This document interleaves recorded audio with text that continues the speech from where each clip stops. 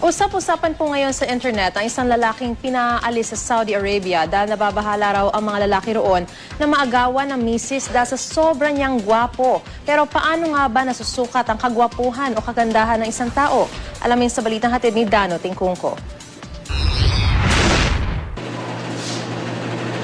Meet Omar Borkan Al-Gala, aktor at photographer mula sa Dubai, United Arab Emirates at napabalitang isa sa 3 Emirati na pinaalis sa isang cultural festival sa Saudi Arabia. Ang dahilan, ang sobra raw niyang kagwapuhan na pinangangambahang makaakit ng mga babae sa festival. Agree kaya mga kababayan natin sa hatol ng Saudi authorities sa kapogian ni Omar? Napakagwapo niya. Mukha naman siyang mukha siyang hindi threat sa Saudi. Gwapo.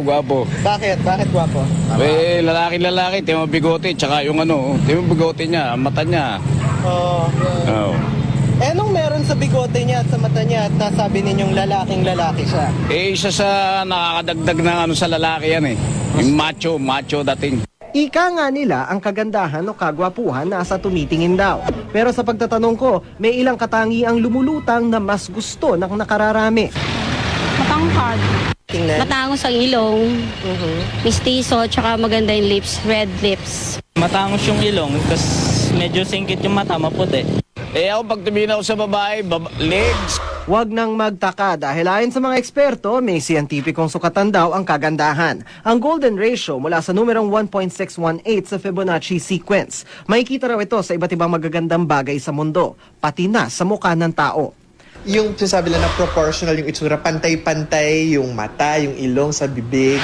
Ang itsura, refleksyon din daw ng iba pang katangian ng isang tao o di kaya'y ng personal na mithiin.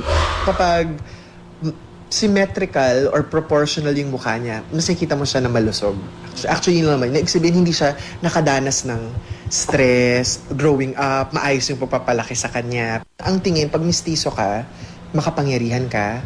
Pero syempre, sa kontemporaryong lipunang ito na nahuhumaling sa mga social networking site, may epekto ang mga tinataguyod na imahe ng media sa kung ano ang nagiging maganda at hindi para sa atin. Bukod dyan, ang kaganda ay hindi sa mukha lang dahil ang ugali nakakaapekto rin sa kung paano tayo tingnan ng iba.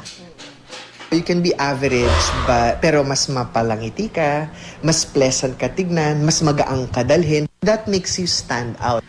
Dano Tingkungko, GMA News.